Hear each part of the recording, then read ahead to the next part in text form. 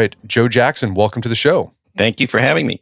So you're the author of Black Elk, The Life of an American Visionary, and this is a biography of a famous Lakota holy man, prophet, medicine man, Black Elk.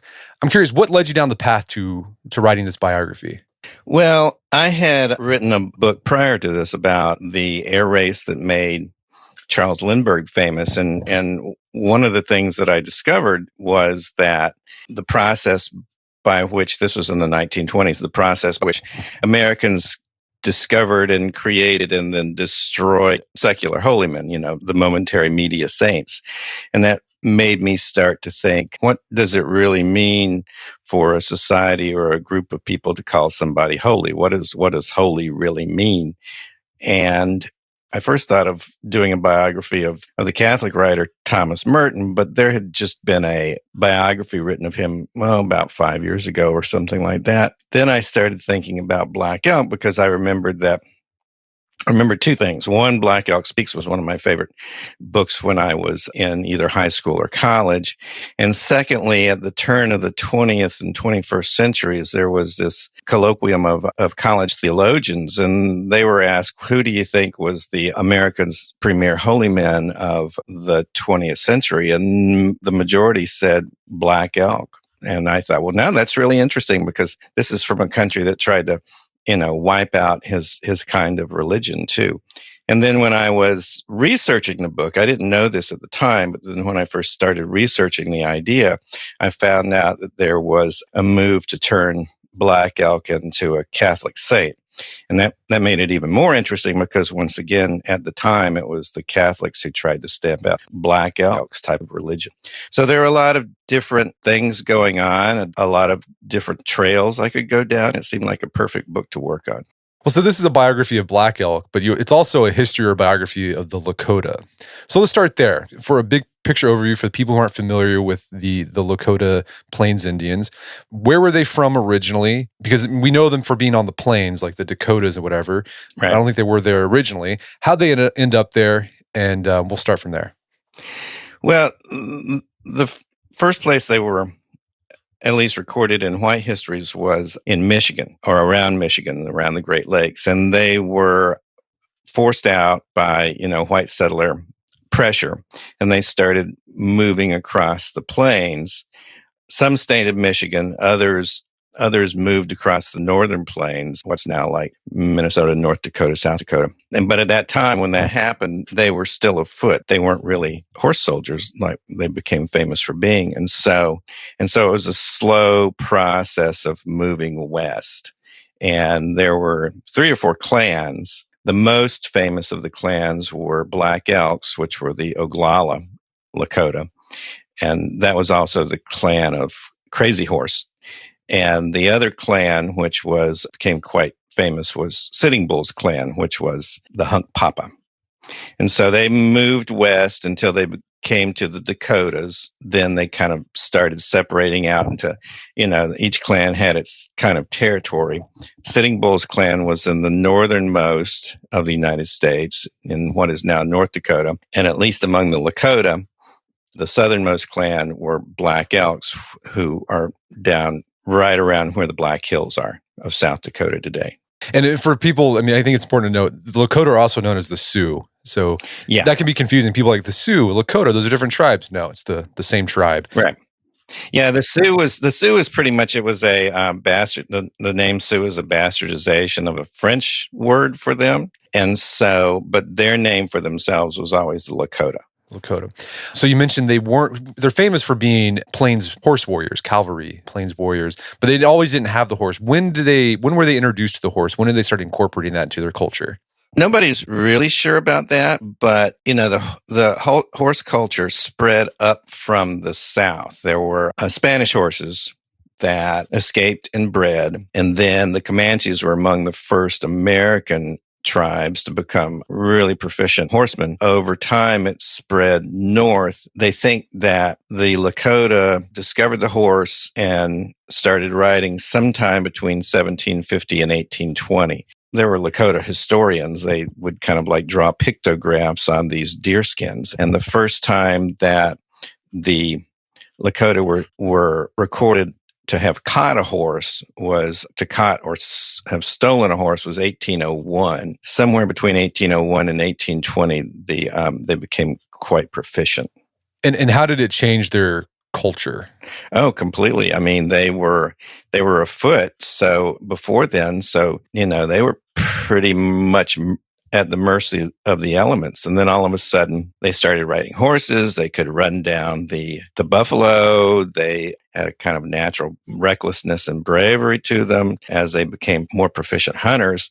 Then they became warriors. And because they were so good, so daring, and so reckless, they became some of the, most feared, or at least the most successful warriors on the northern plains. As they moved west towards the Black Hills and then even farther west towards the Rockies, they would come up against other tribes like the Crow, who had been in, this really kind of paradise of hunting grounds over in Wyoming for a long time. And they would fight for years over the hunting ground. And the reason they were such a feared martial society was because they were so good on their horses. And there's also a very highly spiritual component to their warrior culture as well, correct? Very much so. When you were a young man and you were going to become an adult, you would go through a vision quest. You would fast, you would go out into the hills, you would starve yourself, you would go into a sweat lodge, and you would seek a vision. And since, the highest attainable position or the highest attainable life for a young man was to be a warrior, then you were seeking a vision that had something to do with your prowess as a warrior. And many times the visions that you were given from the gods would tell you what you would have to do before battle, or what kind of life you would have to lead in order to be a pure warrior. And they basically were a code of conduct, either for your life or for your conduct right before the battle. So it was a very important thing. Religion and spirituality among the Oglala were very tied up in battle and hunting. And hunting was a kind of battle in itself. And we'll talk about how that connection between spirituality and warfare, that's eventually what led up to Wounded Knee and some of these, the conflicts between the government and the Lakota. So we kind of we talked about what the Lakota, where they're from, their culture, the development of the warrior culture they had. Let's talk about what was the state of U.S. government and Lakota relations at the time of Black Elk's birth and childhood. So Black Elk was born around, I don't remember exactly, but around I think it was 1863. The Lakota considered the area from the Black Hill, the northern plains, what we call the northern plains today, but then especially west past the Black Hills to the Rockies. They considered that a great hunting ground. There was a lot of game up there, and there was it was great camping, and it was just an easier life for them. And around this time, gold was discovered in Montana. There were all of these trails west that went through the center of the United States, but then mine started going north, and they started invading the Dakota's hunting ground, and that led to a war. That led to a war that was called Red Cloud's War, where there were a number of American U.S. Army forts along this northern trail, and the Indians attacked these forts incessantly. They basically shut down this trail that the miners were using. And the Indians eventually, after massacring a bunch of soldiers in a place outside of Sheridan, Wyoming, called the Fetterman Massacre, and besieging these forts for a long time, the Sioux won what was called Red Cloud's War. It was the only war that the Native Americans were acknowledged as winning in U.S. history. So he was born during this. His father fought at that massacre that I was talking about. He was badly wounded. He would always be kind of lame. Red Cloud's War ended around, 1865, 1866, 1867, something like that. And from then until around the time of the Custer Massacre, there was relative peace. There were skirmishes, but there was relative peace.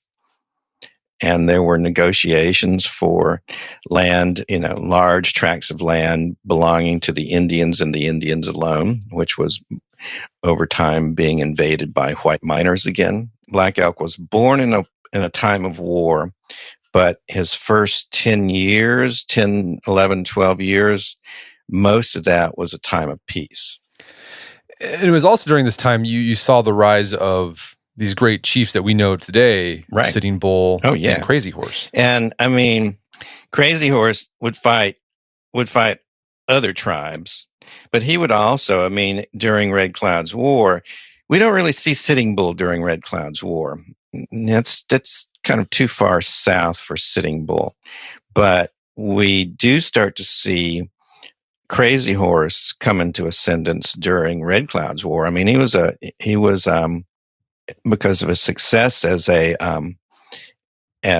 warrior and also as a tactician. He was always very good at tactics. He rose in prominence as one of Red Cloud's major lieutenants during that war. And speaking of that connection between spirituality and war, like Crazy Horse had visions. Like I guess they had thunder visions. Like he had like the God speak to him and that he was going to lead his people against the whites. As long as he adhered to certain standards as delineated in his visions, then he would never be touched by a bullet and he would lead his people in war. And he was this holy man of war, this kind of like holy madman. I mean, he just charged straight into the line of bullets, or he'd charge at opposing tribe and he would wreak havoc and come out the other end unscathed. He had many, many followers. There were lots of young men, young warriors who really respected Crazy Horse. Black Elk was the younger cousin of Crazy Horse. Crazy Horse was actually the second cousin to Black Elk. So as Black Elk was growing up, Crazy Horse was right there. He was like, his mentor in a way. And Crazy Horse started to pay a little bit more attention to Black Elk after Black Elk seemed to be touched by the gods in some way that not everybody really understood at first. Well, let's talk about that, and particularly Black Elk's immediate family, because it seems like because of his family lineage, he was destined to become a great medicine man. Yeah, I mean, the family business was being a medicine man, being a holy man. And there were two types of holy men. There were the ones who had visions and were in touch with the gods, and there were the ones who healed. It was almost like, in a way, it was like medical school. I mean, you could go on and you could try to be both. And in time, that's what our Black Elk was. He was both a spiritual leader, a holy man who was in touch with the gods, but he also was a healer. At a very early age, he started hearing voices, and that eventually turned into a near-death vision that he had when he was just 9 years old. And this is the moment. This is like the seminal thing for Black Elk that would guide him for the rest of his life and would influence his decisions he made. So walk us through that vision. Like, how did it start? And then like, what did he see in it? Okay. So he, like you said, he would be just a little kid, and he'd be out on the plains playing, and all of a sudden someone would speak to him and he'd look around and nobody was there. Even though culturally the Lakota supported visitation from the gods a lot more than white culture does. I mean, if you heard voices, you weren't necessarily, immediately sent off to the psychiatrist. At the same time, it would appear that the Lakota were fairly cautious about it. I mean, a lot of people could fake that. They didn't want to have fake holy men around. So Black Elk, when he was younger, he kind of hid this from his family. He didn't want his family to think he was crazy. And then when he was 9, his family was traveling west to go to a annual confluence of all the tribes over in the Black Hills. And he fell into a coma. He got really sick and he fell into a coma. First, his legs gave out, and then he had an extremely high fever. And, you can't really tell historically what people fall ill of, but it did kind of seem like he had childhood meningitis or something like that. I mean, he came really close to death. And for 9 days, he was in a coma. And during those 9 days when he was in a coma, he had this vision in which he was lifted up into the clouds where the spirits were, the grandfathers. They're basically just like, the Catholic Church has a Trinity. There were 6 grandfathers. And he was given a vision that if he went on this quest and overcame the dangers, then he would be given powers and tools that would save his people from the coming white encroachment. And by this time, we're talking like the early 1870s. By this time, it was pretty evident to all of the Lakota that they were going to be overrun by white culture, that they were going to lose their land, and it was a coming apocalypse. And so everybody was pretty much worried. So he went off on this quest. It's very much a kind of Joseph Campbell type of hero quest. And he comes back with these powers, and the grandfathers bring him to the, they're kind of the cloud lodges. He has this giant vision of millions of horses dancing in front of him. He has these visions of what he must do to save his people from the whites. But a complicating matter is also that his powers are not just for the Lakota, it's for all people. And in time, he would come to think, well, that means everybody, even the enemy. But he didn't really understand that when he was 9. He comes out of his coma, and from the time that he is 9 years old until he is in his 20s, 1890, when Wounded Knee takes place, he feels that it is his responsibility to save his people. After he had his vision, did he tell anybody about it, or did he keep it to himself? He kept it to himself until after the Custer Massacre in 1876. Around 1877, 1878, 1879, he began to have these dreams again. He began to hear these voices again, and they were more threatening now. It's like, now is the time. You have to do what you have to do. And he always felt that if he did not do what the gods told him to do, that he'd be wiped out, that he would be annihilated. But he didn't know what to do.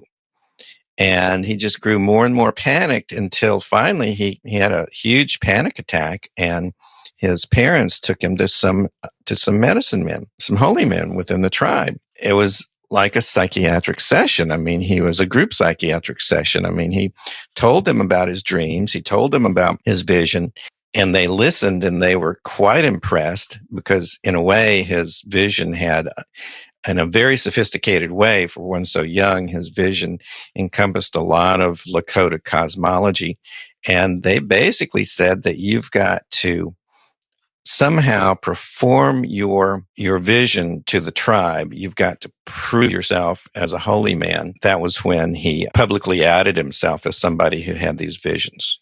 And that's when he basically replicated the horse dance that he saw in his vision. He replicated the horse dance, and it was a huge success. And because it was so successful, he was honored. And because it was so successful, he had a lot more confidence in his own abilities. That was when, he started performing other visions that he might have had, minor visions that he might have had. It was also when he started to teach himself how to be a healer as well. This replication, this is when he did his horse dance. This was after Bighorn, correct? Little Bighorn? This was after Bighorn. I think it was around 1878 or 1879 when he replicated the horse vision. Well, let's backtrack a little bit and go back to the Battle of Little Bighorn, because Black Elk was there. And as I said earlier, as we talked about earlier, there's this connection between spirituality and warrior culture in Lakota. And I think a lot of, most Americans know about the Battle of Little Bighorn, or Custer's Last Stand. But what they don't know is what led up to that. And what led up to part of the contributing factor to that was Lakota spirituality, particularly around the Sundance ritual.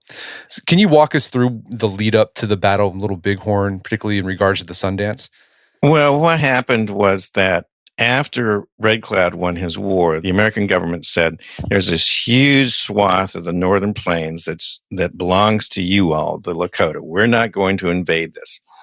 But in 1875, George Custer led a scientific and military expedition into the Black Hills, which was a very holy place for the Lakota. I mean, they considered that's where they got their lodgepoles, where they hunted. That's where the spirits were thought to reside. And so Custer came with a huge, huge force of men and a huge force of a wagon train and scientists and everything. And they discovered gold, not a lot of gold, but they discovered gold. Immediately, white gold miners flooded into the area. And then Deadwood is now kind of what was the main gold town you can still see today. The U.S. government had reneged on its treaty, which the Indians considered sacred. And they were really upset about this. And that proved to them the very thing that they had been worrying about all these years, which was that the whites were going to overrun their culture and they're going to wipe them out. And so in 1876, there was a huge conclave in Sundance that was called to the west, towards where the Little Bighorn was. This was the moment when Sitting Bull becomes really important in American history, because Sitting Bull's clan was the Hunkpapa. And the Hunkpapa had this huge Sundance. And a Sundance was basically a way of torturing yourself into having visions. And Sitting Bull had a vision in which he saw two giant waves of approaching forces, like two big clouds meeting head on. There was a battle, and then American soldiers in uniforms started falling to the ground head first, which meant that they were killed. And so Sitting Bull basically prophesied a huge battle between the U.S. Army and the Indians, and there were thousands of Indians who had come together for this conclave, and they kept moving west towards the Rockies, and they eventually camped over at the Little Bighorn. At the same time, the United States government had said all have to live on reservations, and if you're not on a reservation, we're going to hunt you down. And so there was a three-pronged hunt to find this huge number of Indians. George Custer and his small band of men found them first, and they were wiped out. And that was like, I don't know, June 26, 1876 or something like that. I mean, and can you walk us through the Sundance? Because it's a really intense ritual. I mean, it starts off the war. They stare at the sun. I mean, they literally look at the sun with their blind eyes, basically. And then what goes on after that? There are basically 4 stages of the Sundance, which is basically 4 days of the Sundance, at least as it was practiced in this best known Sundance of Sitting Bulls before the Little Bighorn. You fasted, you were in a sweat lodge, there was sage that was burning around you. And then on each of the successive days, you went through these ordeals, which finally culminated on the 4th day with the most famous ordeal, which was the one where a medicine man would slice the muscles in your pectorals, and one on each side, and he would insert a rod through the slice. The rod would be attached by leather thongs to the top of this tree. For that day, you were also given this long rod or stick that you held onto.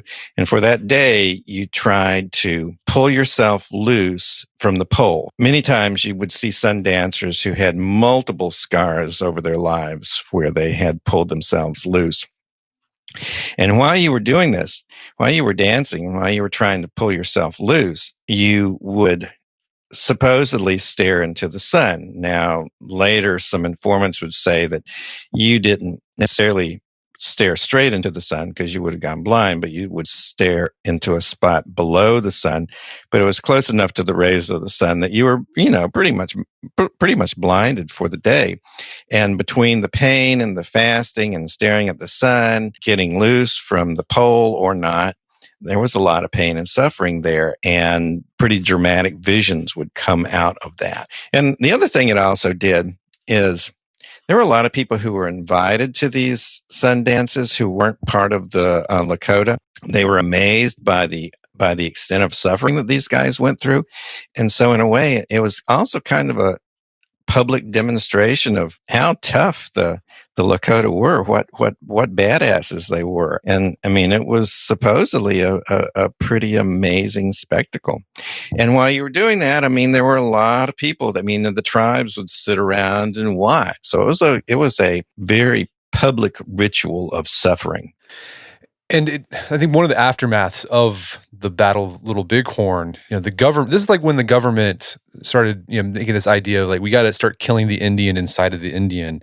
And one of the ways they did that is, since they saw the connection between the Sundance and the Battle of Little Bighorn, the U.S. government started basically trying to prevent Sundances from happening after that point.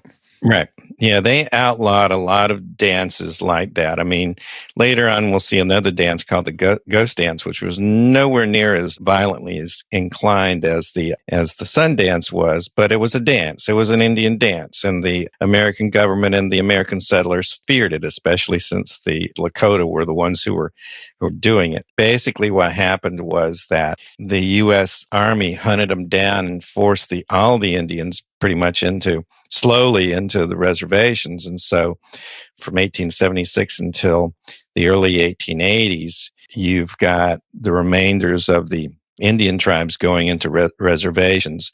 And once the tribes were in the reservations, and they could easily control and outlaw these rituals. And the other thing that happened was that at least in the early days, each of these reservations were, even though the government controlled it, they were really kind of run by different religious sects. And so, one reservation somewhere might be run by the Episcopalians, somewhere else it might be by the Presbyterians. And where Black Elk lived, it still is the largest reservation in the United States, and that was run by the Catholics. And the Catholics kind of impressed the Indians because the Lakota, because they seem to have a certain magic to themselves, the robes and the big crosses and all that kind of stuff. But at the same time, at that time, they really tried to stamp out the Indian beliefs. And so we're talking the 1880s is when they were really trying to stamp out the Indian beliefs.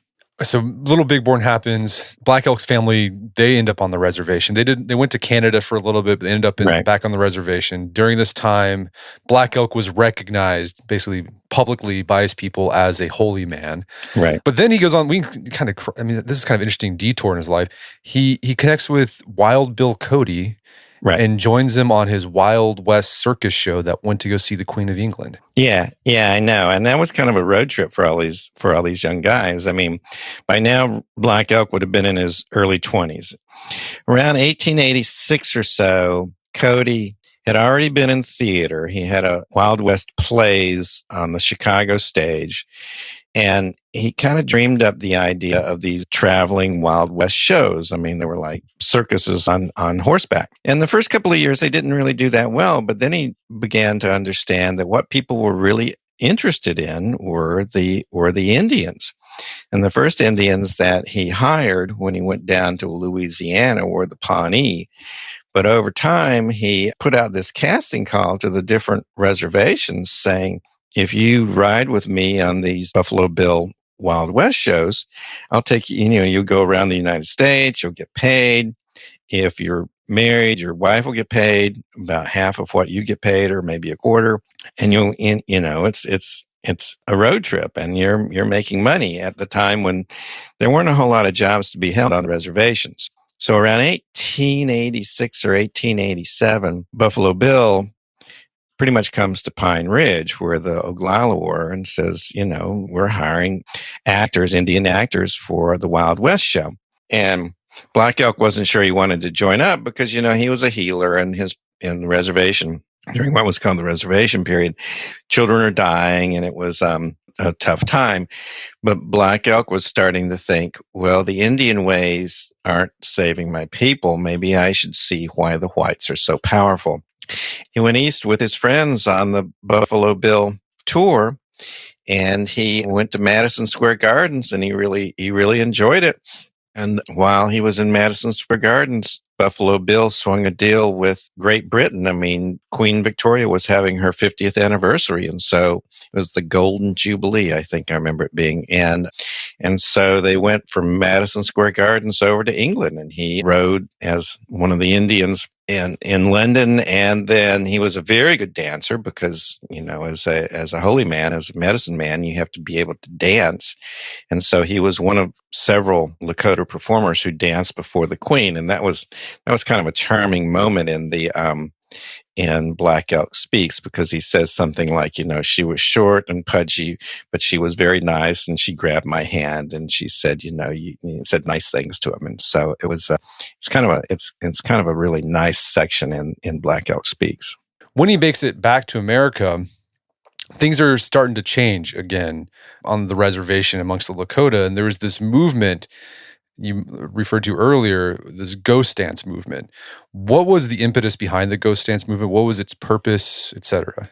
Well, the ghost dance movement was there were actually two waves of the ghost dance movement in the Rockies down around Nevada around, I don't know, about 1888 or something like that. There was a first wave, and it was basically that if you religiously dance this dance, the dancers will be chosen and they will be delivered away from this veil of tears, kind of like the rapture in Protestant theology. And then it kind of died for a little while. And then around 1890, the ghost dance began to spread east along the northern plains.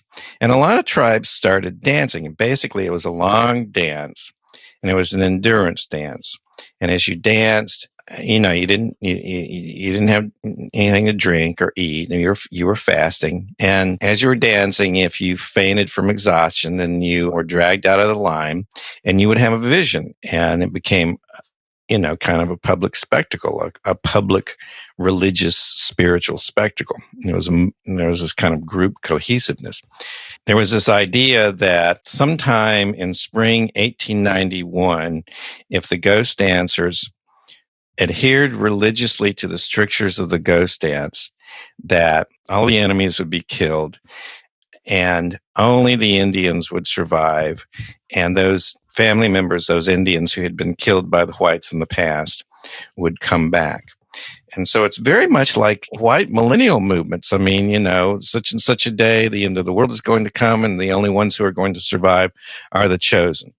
It's almost exactly the same. And in many ways, it was a millennial movement, and in many ways it had a lot of hallmarks of the kind of Christianity that Indians all over the plains had been learning during the reservation period, which, once again, like I said, was the 1880s. In most places, nothing really happened. I mean, the agents in charge of the reservations, they said, let them dance. I mean, it's not a violent movement, but people were scared of the Sioux because of what happened at the Little Bighorn. And so when the ghost dance reached the Sioux, the U.S. Army moved in. And then part of the ghost dance was this idea of a ghost shirt, right? That you could wear this shirt that would protect you from bullet and blade. Yeah, and it's really interesting because, I mean, it was supposed to be an impervious shirt. It was a holy shirt, and if you wore this shirt, then you were protected. And according to Black Elk, I mean, he spent a lot of time making these shirts. You would kind of say a prayer over them and paint symbols on them and that kind of stuff. It's interesting, the reservation right to the east of Pine Ridge called the Rosebud Reservation, and there is a Lakota museum in the Catholic Church there, and there is a ghost dance shirt that's still been preserved. And it's a long kind of loose shirt with many times it'll have a painting of an eagle or a thunderbird or something like that on it. I mean, they're faded by now, but they're kind of elaborate and have a lot of ribbons, and they're kind of beautiful. And you said even though Black Elk took part in the ghost dance movement, making the ghost shirts and doing some of the dances, like the way he describes it in Black Elk Speak, he was kind of ambivalent about the ghost dance. Right. Though. Yeah, he wasn't really sure about it because, I mean, there had been different movements. And remember, even by then, I mean, he's still in his early 20s. Even by then, he still believes that somehow he's going to, find the key to his vision. He's going to understand. He never really completely understood his vision. And so he kept going over it and going over it and trying to figure out, how can I make this right? What is the secret? What do I have to do to make my vision come true and to save my people? And he wasn't really sure that the ghost dance was in line with his vision. But then he, at the invitation of one of his friends or one of his family members, he went down to a ghost dance, probably about 10 or 12 miles south of where he lived. And it was in this area called Wounded Knee. And he watched this ghost dance, and there were a lot of similarities between his vision and the ghost dance as it was being danced. And so he thought, well, maybe it's the same thing. And that's when he joined. And you mentioned that, when they first started doing the ghost dance, the agents were like, "Yeah, just let them do it." But then this like the Sundance, this led up to another conflict between the Lakota and the U.S. Army. Yeah, it was really more of a massacre, unlike the Little Bighorn. There were a number of ghost dancers, including up on Sitting Bull's northern reservation. And the U.S. Army and the government were very afraid of them, and they started moving the army in. And Sitting Bull had a number of ghost dancers up where he was, and there was a confrontation, and he was killed. His people started moving south, and they collected some other Sioux as they started moving south. And the U.S. Army knew about this, and they didn't, it's hard to find people on the plains. And so the Army was mobilized around Pine Ridge to try to catch these refugee ghost dancers and to stop the ghost dancing. By the time that this band came into Pine Ridge, they were led by this old chief by the name of Bigfoot. It was during the winter. It was in December 1890. They were starving. They were frostbitten. They were in really bad shape. And they turned themselves into this column of U.S. troops, and they were brought to this camp down at Wounded Knee, the same place where Black Elk had encountered his first ghost dance. And they were given food, and they were given shelter. And then the next day, the soldiers lined up around them and demanded their rifles. And the young men didn't want to give away their rifles, and shooting started. In the very beginning of the battle, the Indians and the soldiers pretty much gave as well as they took. I mean, the casualties were just about even, but the Army also had what was called a Hotchkiss gun, which was a kind of small mountain cannon. It had 2 or 3 of those that it had brought along. It was up on this hill to the north of where the fight was taking place. And they started shooting down into the Indians started running after the first wave of battle. And the Indians started running south, and the Hotchkiss guns started firing. And that's when it became a massacre. And that's when women and children began to be killed. And in the latter stages of that, I mean, that's not very far from where Black Elk, by now he was back from London, and they heard the shooting, and that's where Black Elk grabs a horse and he starts to ride towards the sound of the shooting, and he collects a lot of young men behind him, and they try to save some of the refugees, some of the women, and some of the children. And that's the part of Wounded Knee, the Battle of Wounded Knee, that you see in Black Elk Speaks. He arrives at the end with other Lakota men to try to save the people being killed. And I'm sure his vision was going on in his mind.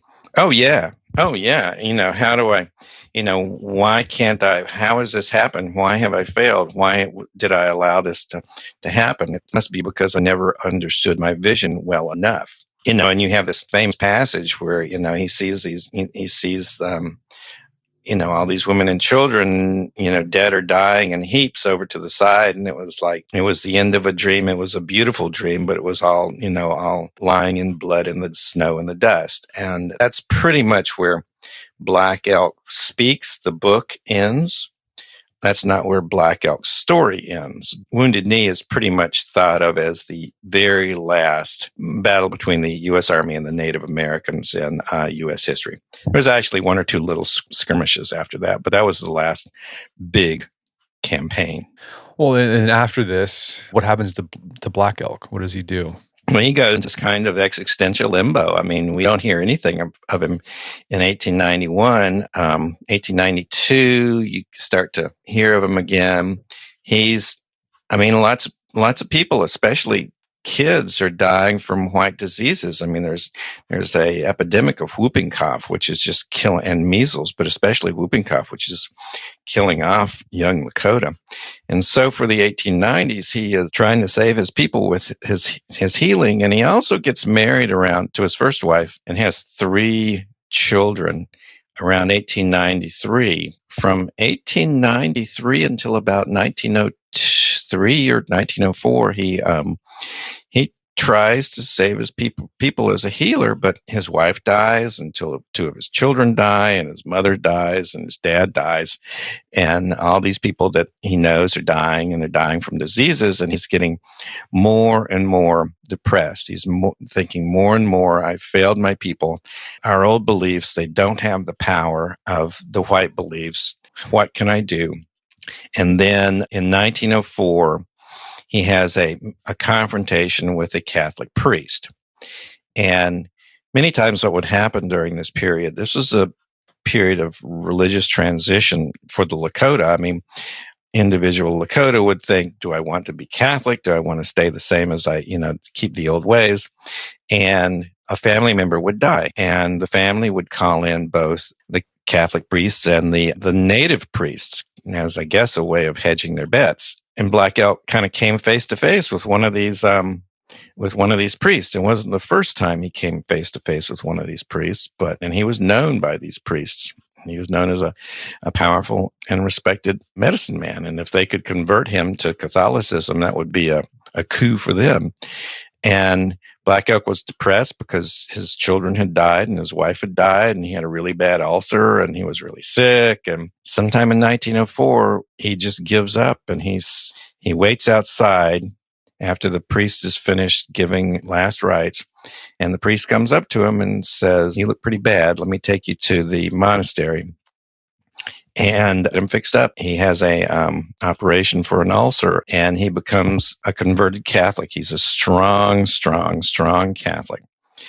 From 1904 to 1916, he goes around the United States converting other Indians in other tribes and up into Canada.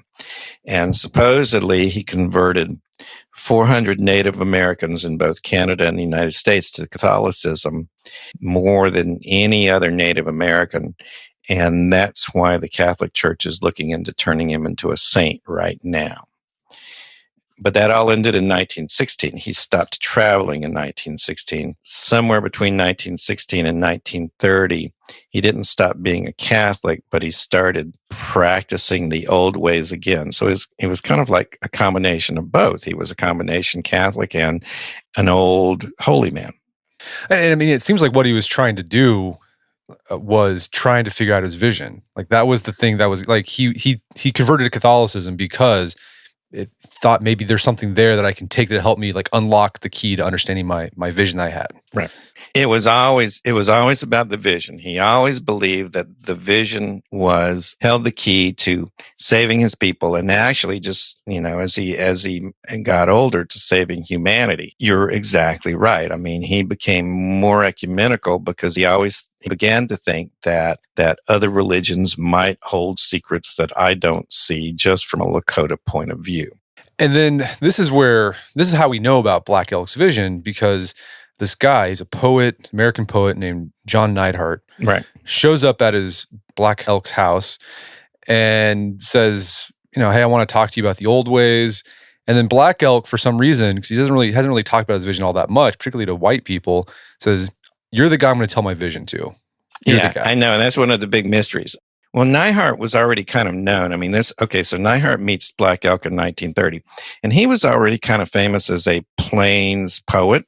He wrote these long epics about the the ending of the West, and starting with the fur trappers and going all the way to the ghost dancers. And he had just written an epic about the Little Bighorn and about Crazy Horse. And like I said, I mean, because Black Elk was a holy man, he wasn't as well known as the chiefs, but rumors had started to get out about this second cousin of Crazy Horse, and who, had been around during the Little Bighorn and been around during Wounded Knee. Neihardt was coming with his own son away from a poetry reading at some college. He makes a detour to Pine Ridge, goes to the agent, the government agent, and says, "Is there anybody here who, was one of the old holy men who'd been around during the ghost dance?" And the agent talks with some of the old Indian men there, and they said, well, there's this guy by the name of Black Elk who was something of a holy man, and kind of directed him where to go. And so Neihardt,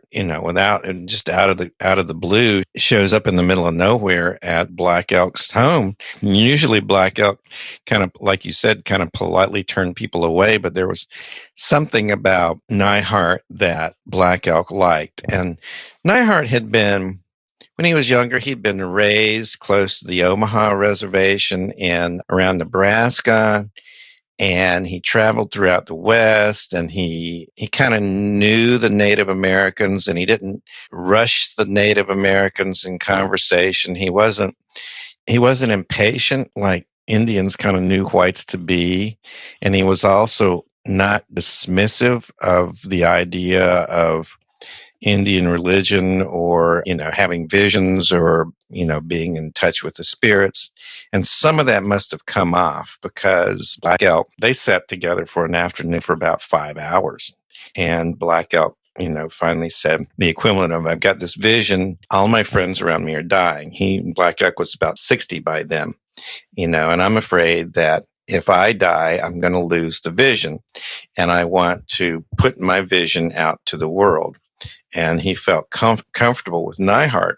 And so Black Elk basically said to Neihardt, come back in a year and I'll have a teaching space ready, which is kind of like a sacred hoop and a teepee and everything.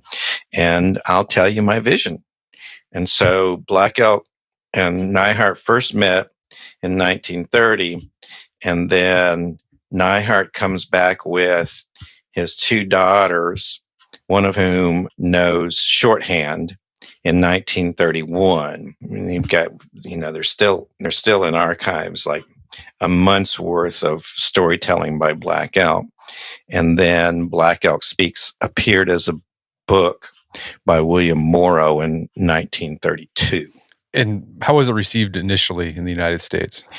Well, it was a little bit too strange for the public. I mean, the critics kind of liked it. They thought that it was an authentic peek into the mind of a Native American holy man, but it didn't do well. I mean, it went into remainders within about 6 months or so. I mean, even less than that. And it just kind of like disappeared from view. But there were people who liked it and who thought it was really something special. And then near the end of the 30s, Carl Jung, the psychiatrist, the one who was very interested in like the universal unconscious and the power of dreams, he came to give a lecture on religion and psychology at Yale University, and somebody came and gave him a copy of Black Elk Speaks. And he got all excited, and he went back to Germany. He went back to Switzerland thinking, I'm going to get this published in German for the Europeans, because the Europeans, ever since Buffalo Bill had been there, they'd been absolutely in love with Native American culture. But then World War II came about. And so, that kind of ended that. But then after the war, Jung tried again, and he got Black Elk Speaks published in German in 1955. And then, as often happens, a European intellectual says something American is good, then Americans kind of sit up and take notice of what's in their backyard. It was republished in English in 1961, the first edition. And then that's like the hippie movement picked up on it. And that's sort of where that... Yeah, that was the hippie movement. It was around for a while and it was gaining momentum. But then, I think it was like 1968 that D. Brown's Bury My Heart at Wounded Knee comes out. And then all of a sudden, between Black Elk Speaks and Bury My Heart at Wounded Knee, all of a sudden, like Black Elk enters New Age religion. I mean, he becomes a cultural commodity. He enters white American popular culture. I don't know if you ever saw the Dustin Hoffman movie, Little Big Man, but the old chief, who is Dustin Hoffman's mentor, was modeled after Black Elk. And so in Black Elk Speaks since then it's been translated into, I'd have to look it up. It's been translated into lots of languages. And so after Black Elk Speaks got put out there, I mean, what did Black Elk think about his vision as he came to the end of his life? Did he still feel like a failed prophet? 'Cause it seemed like all throughout his life, he felt like he never had it quite figured out. He didn't do what he was supposed to do. Or did he feel like he saved his people somehow in the end? Well, I think he was of two minds. I mean, I think he always felt that he'd never saved his people, but after Black Elk Speaks came out, and remember he was 60 and he thought he was going to die, but he held on until he was until 1950. So he was much older by then. By that point, he had also become a preservationist. I mean, he wanted to preserve the old ways, the old religion and the old dances and the old iconography. And a lot of that was dying out. And at least among the Lakota, I mean, he was one of the main ones to preserve all that. And there was also, even back in the 1920s and 1930s, 1940s, I mean, there were still, even though they couldn't do so publicly, there were young men that wanted to learn the old ways, that wanted to be holy men. Black Elk started to train them. In fact, one of the medicine men who was present at Wounded Knee 2, in 1973, when the government shot it out with the American Indian movement, he had been trained under Black Elk. Black Elk was very important for the continuity of and the preservation of these old ways. And I think he understood that. And I think that when he died, he felt a certain peace about that. I mean, he seemed at peace when he died. So, I mean, what was your big takeaway after writing this book? My big takeaway, what does it mean to be a holy man? Yeah, or no, maybe what? I mean, sure, it changed you. I mean, changed the way you look at things. Yeah, well, I mean, it certainly did. I mean, you certainly have an appreciation of other religious expressions, and you certainly have an appreciation of what people go through on their own sort of spiritual quests. And I think that I was able to understand that a lot more. In fact, I have a friend who I've had a friend. He's been a friend since junior high, and he has had approaching blindness and stuff like that. And he's become increasingly mystical. And I never really understood what he was trying to do as he was faced with all these challenges. And after I read the book, I think I understood a lot more what he was doing and going through. There's a lot more understanding for me there. As far as what it takes to be holy, there's a couple of things that seem to and be holy and famous, like Black Elk or Jesus or Buddha or Muhammad. You've got to have a society which is changing in a really threatening way for people. They want something new. And the main personal trait just seems to be endurance. I mean, endurance that as you go through so many bad things, it becomes a kind of wisdom, but I guess it's a kind of wisdom that based on patience and your own suffering or your own contact with other people's suffering and trying to help them. I mean, that's the main takeaway I guess I've got from that. I guess that's the main pattern that I saw.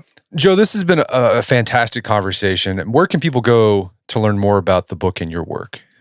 Well, there are two books to learn more about Black Elk. I mean, okay, so they can read my book. I mean, that's the biography, but they really should read the Neihardt Black Elk collaboration, Black Elk Speaks. They really should do that. And then, I mean, it's a beautiful book. It's really sad. And then if they really want to get into it, there is a transcription of Black Elk's interview with Neihardt that took place over a month. And it's called The Sixth Grandfather. And it's kind of difficult because it's an oral history, and it's got all the catches. It's got all the, all of the backtracks. It can at times can be confusing. And so it's difficult reading. I wouldn't read it until after I read Black Elk Speaks and then maybe my book. But one thing that's really nice about that is that you see, since it's an oral history from Black Elk's words, you kind of get a picture straight into Black Elk's mind. So I would do that if you're really interested in it. And then, if you want to read my other books, I mean, I've got a website, www.joejacksonbooks.com. But this is the only book that I've done on Black Elk. Well, Joe Jackson, thanks for trying. It's been an absolute pleasure. It was a lot of fun. Thanks for having me. My guest today was Joe Jackson. He's the author of the book Black Elk, an American Visionary. It's available on Amazon.com and bookstores everywhere. You can find out more information about his work at his website, joejacksonbooks.com. Also check out our show notes at aom.is/blackelk. You can find links to resources where you can delve deeper into this topic.